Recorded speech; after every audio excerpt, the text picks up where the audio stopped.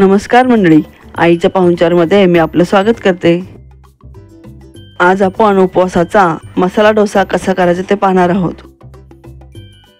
मंडळी, उपवासाला तेच पदार्थ खाऊन कंटाळा येतो, तसेच या उपवासाच्या पदार्थामध्ये साबुदाणा, तूप, शेंगदाणे अनावश्यक प्रमाणात खाल्ले जाते। तसेच असे पदार्थ खाऊन जडपणा येतो।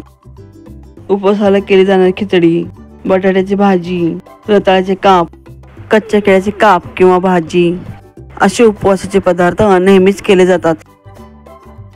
चला तर मग आपण आज याला पर्याय असा उपवासाचा डोसा कसा करायचा ते पाहू। यासाठी 2 वाटी वरीचे तांदूळ, यालाच भगर किंवा सामा चावलही म्हणतात। आता ही भगर पाण्याने स्वच्छ धुवून घ्यायची।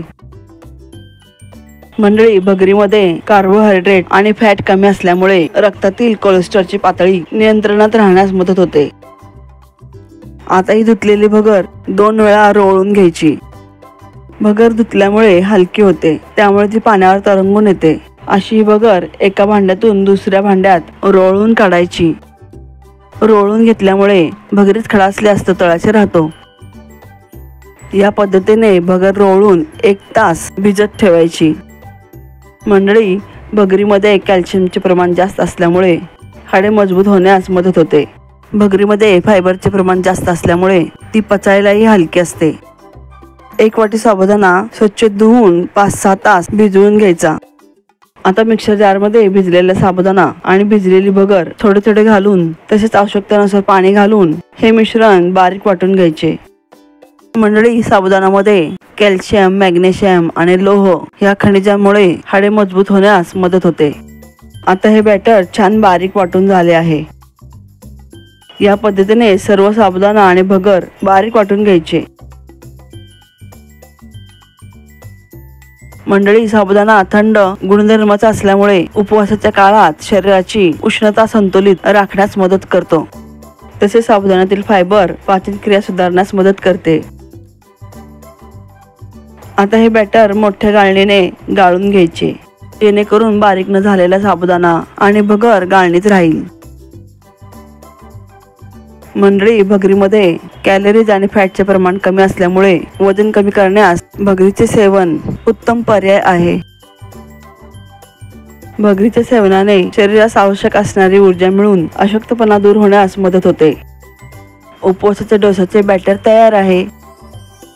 या पद्धतीने हे सर्व बॅटर गाळून घ्यायचे। गाळणीत राहिलेले हे मिश्रण उपवासाच्या आमटीमध्ये घालू शकता। मंडळी, प्रथम डोस्यासाठी खोबऱ्याची चटणी तयार करू। खोबऱ्याची चटणी करण्यासाठी मिक्सर जारमध्ये कोथिंबीर घालायची। कोथिंबीर खात नसल्यास घालू नका। 5-6 मिरच्या, 1 नारळाचे तुकडे, 1 चमचा जिरे, चवीनुसार सेंधव मीठ, आवश्यकतेनुसार दही घालायचे। आवडत असल्यास चवीनुसार 1 चमचा साखर घालायची। आवश्यकतेनुसार थोडेसे पाणी घालायचे। आता हे मिश्रण छान बारीक वाटून घ्यायचे। खोबऱ्याची चटणी तयार आहे।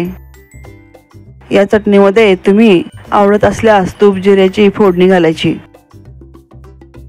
मंडळी, मी तुम्हाला आठवण करू इच्छिते की तुम्ही माझ्या चॅनलला पहिल्यांदा विजिट करत असाल तर सबस्क्राईब करायला विसरू नका।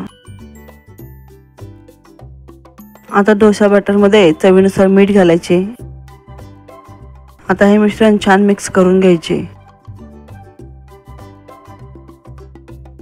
तवा गरम झाल्यावर त्यावर पाणी शिंपडून टिश्यू पेपरने हे पाणी पुसून घ्यायचे।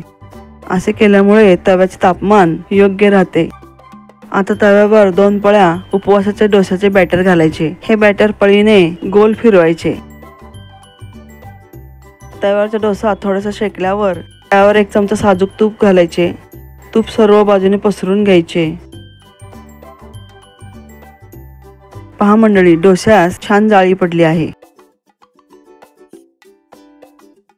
आता या डोश्यावर शेंगदाणे चटणी भुरभुरायची।